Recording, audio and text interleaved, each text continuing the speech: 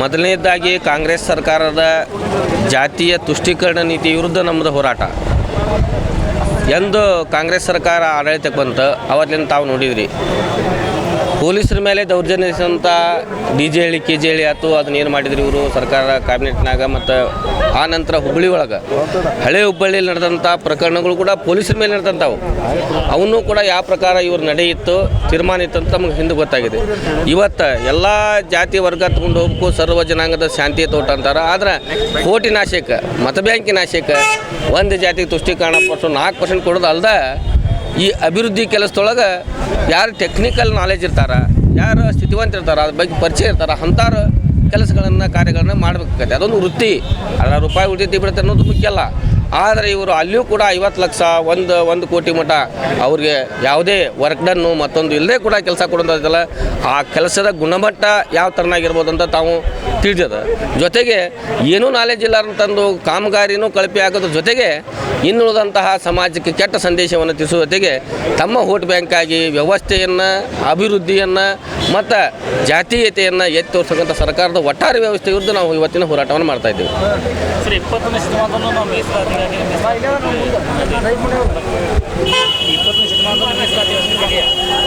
ಅಲ್ಲಿ ಕುರ್ಚಿ ಒಂದು ಸಿಕ್ಕ್ರಿ ಇವರಿಗೆ ಯಾವ ಮೀಸಲಾತನ್ನು ಕೊಡೋಕ್ಕೆ ಸುಡ್ಗಾಡ್ಸಿದ್ದನ್ನು ರೆಡಿ ಇರ್ತಾರೆ ರೀ. ಯಾಕಂತಂದ್ರೆ ಇವ್ರ ಅಧ್ಯಕ್ಷರು ಹೇಳ್ದಂಗೆ ರೀ, ಅವ್ರಿಗೆ ಮೊದಲು ನಮ್ಮ ಗೋರ್ಮೆಂಟಿಗೆ 40% ಅಂತಿದ್ರು ಇವರು 60% ಆಗ್ಯಾರ. ಅದು ಕೆಲಸನ ಮಾಡೋಕ್ಕೆ ತಯಾರಿಲ್ಲ.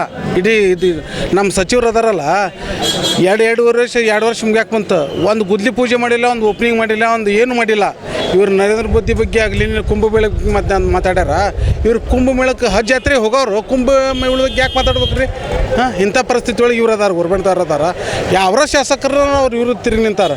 ಒಂದು ಅಭಿವೃದ್ಧಿ ಕೆಲಸಕ್ಕೆ ಒಂದು ನ್ಯಾಯ ಪೈಸೆನೂ ಕೊಡೋಕೆ ತಯಾರಿಲ್ಲ. ಹೀಗಾಗಿ ಇವರು ಇದ್ರ ತುಷ್ಟೀಕರಣ ಮಾಡ್ಕೊತ ಹೋಗೋರು ಹೊರತು ಇವ್ರು ಅಭಿವೃದ್ಧಿ ನೋಡೋದಿಲ್ಲ, ಇನ್ನೊಂದು ಏನೂ ನೋಡೋದಿಲ್ಲ. ಇವರು ಕುರ್ಚೆ ಕಟ್ಟಿರ್ಬೇಕು, ತಾವು ಪಾಶಾಗಿ ಮಾತಾಡ್ಕೊಂತ ಇನ್ನೊಬ್ರಿಗೆ ಮಾತಾಡೋಂಥ ಹೋಗುವಂಥ ಕೆಲಸ ಇವತ್ತು ಈ ಗೋರ್ಮೆಂಟ್ ಮಾಡಾಕತ್ತೈತಿ. ಹೀಗಾಗಿ ಇವರು ಈ ಗೋರ್ಮೆಂಟ್ದವ್ರು ಭಾಳ ವಿಚಾರ ಮಾಡ್ಬೇಕಾಗೈತಿ. ಇವತ್ತು ಇವ್ರು ಏನು ತುಷ್ಟೀಕರಣ ಹಿಂಗಂದ ಈಗ 70 ವರ್ಷ ಕಳೆದಾರ.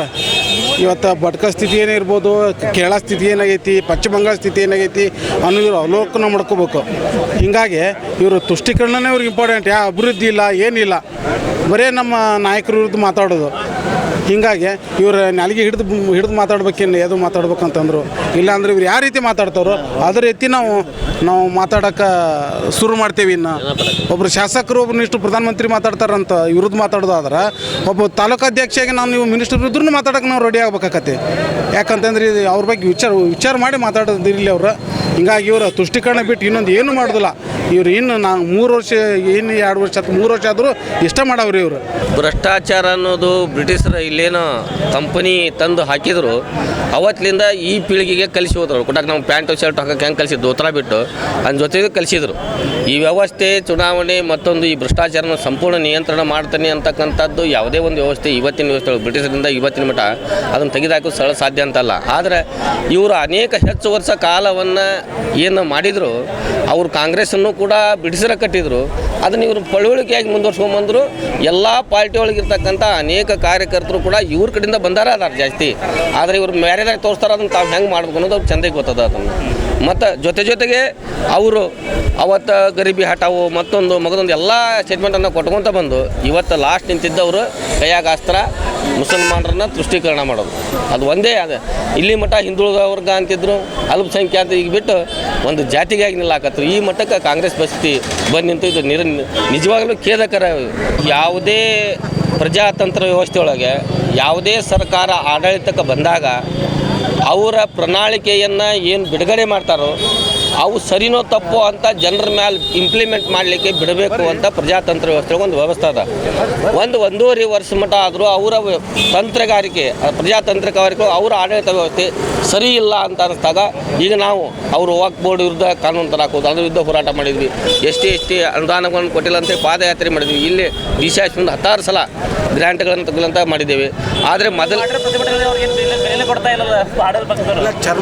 ಅವರು ತಕ್ಷಣಕ್ಕೆ ಇದು ಡೆಮಾಕ್ರಸಿ ಒಳಗೆ ಸಂಖ್ಯಾಬಲ ಅಂತಕ್ಕಂಥದ್ದು ಅದ. ಆ ಆಟಕ್ಕಾಗಿ ಆಟ ಆಡಕತ್ತಾರ. ಆದ್ರೆ ಅವಧಿ ದೂರದ ಅಂತ ಅವ್ರು ತಿಳ್ಕೊಂಡಿದ್ದಾರೆ. 136 ಸೀಟ್ ಅದಾವೆ ನಮ್ಮನ್ನೇನೂ ಅಡ್ಯಾಡ್ಸೋಕ್ಕಾಗಲ್ಲ, ನಾವು 5 ವರ್ಷ ಭದ್ರವಾಗಿರ್ತೇವೆ ಅಂತಕ್ಕಂಥದ್ದು ಅವ್ರ ತಲೆಯಾಗದ. ಆದರೆ ಅದು ಯಾವುದೂ ಈ ನಿಮ್ಮ ಇತಿಹಾಸಗಳನ್ನು ನೋಡಿರಿ ನೀವು. ಅತಿಯಾಗಿ ನಿಂತು ಮೆರೆಯಾಕತ್ತಾಗ ಅದು ಯಾವ ಥರನಾಗಿ ಎಂತೆಂಥ ಸರ್ಕಾರಗಳು ಬಿದ್ದು ಹೋಗಿದ್ದು ಈ ಭಾರತ ದೇಶದವ ತಾವು ನೋಡಿರಿ. ಸಮೀಪ ಬರ್ತದೆ ಸಿದ್ದರಾಮಯ್ಯ ಸರ್ಕಾರ ಬೀಳ್ತದೆ. ಯಾಕಂದರೆ ಈಗಾಗಲೇ ಅವನ ಅವಧಿ ಎಷ್ಟನ್ನು ಸ್ಪಷ್ಟಪಡಿಸ್ರಿ ಅಂತ ಅವ್ರದ್ದೇ ಆದಂಥ ಪ್ರಬಲ ಮಂತ್ರಿಗಳು ವಾದ ಮಾಡಾಕ್ತಾರೆ. ನಂತರ ತನ್ನಿಂದ ತಾನೇ ಯಾವ ದುರ್ಬಲ ಆಗಬೇಕು ಅದು ತನ್ನಿಂದ ತಾನೇ ಆಗ್ತದೆ. ಇಂಥ ಹೊತ್ತಿನಲ್ಲಿ ಈ ಭಾಗದ ಜಿಲ್ಲಾ ಉಸ್ತುವಾರಿ ಮಂತ್ರಿ ಮತ್ತು ನಮ್ಮ ಕಲಗಡಿ ಶಾಸಕರು ಅವ್ರು ಅಲ್ಲೇ ಯಾವುದೂ ಅಭಿವೃದ್ಧಿ ಮಾಡಿಲ್ಲ, ಜಿಲ್ಲಾಕ್ಕೂ ₹1 ರೊಕ್ಕ ತಂದಿಲ್ಲ ಅವರು. ತಮ್ಮ ಅದನ್ನು ಮುಚ್ಚಾಕ ನರೇಂದ್ರ ಮೋದಿ ಅವ್ರು ಹಂಗೆ ಅಂತ ಅನ್ನೋದು. ಆ ಕುಂಭಮೇಳಕ್ಕೆ ಸಾವಿರಾರು ಮಂದಿಗಾರ ಬ್ರಿಟಿಷರ ಈ ಹಿಂದುತ್ವದ ವಿರುದ್ಧ ಹೋರಾಟ ಮಾಡೋಕೆ ಹೋಗಿ ಹೆದರಿ ನಮ್ಮ ಧರ್ಮದೊಳಗೆ ಕೈ ಹಾಕಿಲ್ಲ. ಅಂಥ ಹೊತ್ತಿನಾಗ ಈ ವ್ಯಕ್ತಿ ಅಲ್ಲಿ ನೀರು ಕುಂಭಮೇಳದಾಗ ಹೋರು ಹಜ್ಜಕ್ಕೆ ಹೇಳನ್ಬೇಕಾರೆ ಅವ್ರಿಗೆ ತಾಕತ್ತಿದ್ರೆ ಹಿಂದುವಿ ಸಾಮ್ರಾಜ್ಯ ಕಟ್ಟಿದ ಶಿವಾಜಿ ವಂಶಸ್ಥ ತಾವು ಆಗಿದ್ರೆ ಒಂದೇ ಒಂದು ಮಾತು ಹಜ್ಜಿಗೆ ಹೋದ್ರೆ ಏನು ಲಾಭ ಆಕತ್ತೆ ಅಂತ ಕೇಳ್ಯವ. ಅವಾಗ ಅವ್ನ ತಾಕತ್ತು ಏನಂತ ಗೊತ್ತಾಗುತ್ತೆ. ಯಾವುದೇ ಒಂದು ಜಾತಿಗೆ ಹೇಳ್ದ ಮಾತಾಡ್ದ ಒಂದು ನ್ಯಾಲಿಗೆ ಎಲಬಿಲ್ಲ ಅಂತ ಮಾತಾಡಿದ್ರೆ ಅವನ ವೀಕ್ನೆಸ್ ಅಥವಾ ಬೇರೆದಾರ ಮುಂದೆ ಮಾತಾಡಿ ಹವಾ ತೋರಿಸ್ಕೊಳಕ್ಕೆ ಮಾಡ್ಲತ್ತಂಥ ಯಾವುದೇ ಅಭಿವೃದ್ಧಿ ಕಾರ್ಯವನ್ನು ಮುಚ್ಚಿ ಹಾಕಲಿಕ್ಕೆ ಇಂಥ ಸ್ಟೇಟ್ಮೆಂಟನ್ನು ಕೊಡಲಿಕ್ಕೆ ಅವ್ರು ಕಾರಣೀಭೂತರಾಗುತ್ತಾರೆ. ಸರಿ, ಇಡೀ ಜಗತ್ತೇ ಮಹಾಕುಂಭಗಳನ್ನು ಹೊಗಳ್ತು ನೋಡ್ತು ಖುಷಿ ಪಡ್ತಾರೆ. ಬಟ್ ನಮ್ಮವರೇ ಈ ಥರ ಸಣ್ಣ ಪುಟ್ಟ ವಿಚಾರ ಕಲ್ಮಶಗಳು ಹುಡುಕ್ತಾ ಹೋದ್ರೆ ಹೇಗೆ ಆ ಥರ ಅಷ್ಟೊಂದು ಜನ ಬಂದು ಹೋಗಿದ್ದಕ್ಕೆ ಅವ್ರು ಹೊಟ್ಟೆ ಕಿಚ್ಚಾಗಿದೆ. ಅದಕ್ಕಾಗಿ ಇವನ್ನೆಲ್ಲ ಅದನ್ನು ಮುಚ್ಚಿ ಹಾಕ್ಲಿಕ್ಕೆ ಇಂಥವೆಲ್ಲ ಮುಸ್ಲಿಂ ತುಷ್ಟೀಕರಣ ಮಾಡೋದು, ಪರ್ಸೆಂಟೇಜ್ ಏರಿಸೋದು. ಮತ್ತೊಂದು ಈಗ ಒಬ್ಬ ವ್ಯಕ್ತಿ ಎಲ್ಲಿ ಹೊಂಟಾರಂದ್ರೆ ಎಲ್ಲರೂ ಅವ್ನು ಬೆನ್ನತ್ತಿ ಕಲ್ಲು ಹೋಗಿ ಸಿಗಲಿಲ್ಲ ಅಂತ ಕಲ್ಲು ಹೊಡಿಬೇಕಂತ ಆ ಥರನಾಗಿ ಅವ್ರನ್ನ ತೋರ್ಸಾತಾರೆ. ನಿಜವಾಗ್ಲೂ ಇದ್ದಿದ್ದಿಲ್ಲ. ಇವ್ರು ಬಂದ ನಂತರ ಅಲ್ಪಸಂಖ್ಯಾತರು ಹಂಗು ಹಿಂಗು ಅಂತ ತೋರ್ಸಾಕತ್ತಾರೆ. ಅದೇ ಯಾಕಂತ ವಿರೋಧ ಪಾರ್ಟಿಗೆ ಪ್ರತಿಭಟನೆ ಮಾಡಾಕತ್ತಾಗ ಪಾಪ ಅವ್ರು ನೋಡಿ ಹಿಂದೆ ಶಾದಿ ಭಾಗ್ಯ ಅಂತ ಕೊಟ್ಟರು. ₹150 ಸೀರಿನ ದೊಡ್ಡ ಹೈಲೈಟ್ ಮಾಡಿಬಿಟ್ರು. ಇದು ವಿರುದ್ಧ ಸಿದ್ದರಾಮಯ್ಯ ಸರ್ಕಾರ ಇದ್ದಾಗ ಅವರನ್ನು ತೋರಿಸ್ತಕ್ಕಂಥದ್ದು ಅವ್ರು ಕಲ್ಲು ಹೊಡ್ತಕ್ಕಂಥ ಕೆಲಸವನ್ನು ಇವ್ರು ಮಾಡಾಕತ್ತಾರೆ. ಒಟ್ಟಾರೆ ಪ್ರಜಾಪ್ರಭುತ್ವ ತಂತ್ರ ವ್ಯವಸ್ಥೆಯೊಳಗೇನು ನಮ್ಮದು ಸರ್ವ ಜನಾಂಗದ ಶಾಂತಿ ತೋಟ ಅಂತೇಳಿ ಅದಲ್ಲ, ಅದರೊಳಗೆ ಇವ್ರು ಒಂದೇ ಜಾತಿಯನ್ನು ಎತ್ತಿ ತೋರಿಸಿ ಉಳ್ಕಾದ ಜಾತಿಗೆ ಅಸಮಾಧಾನ ಹುಟ್ಟೋ ಥರ ಇವ್ರು ನಿರ್ಮಾಣ ಮಾಡಾಕತ್ತಾರೆ.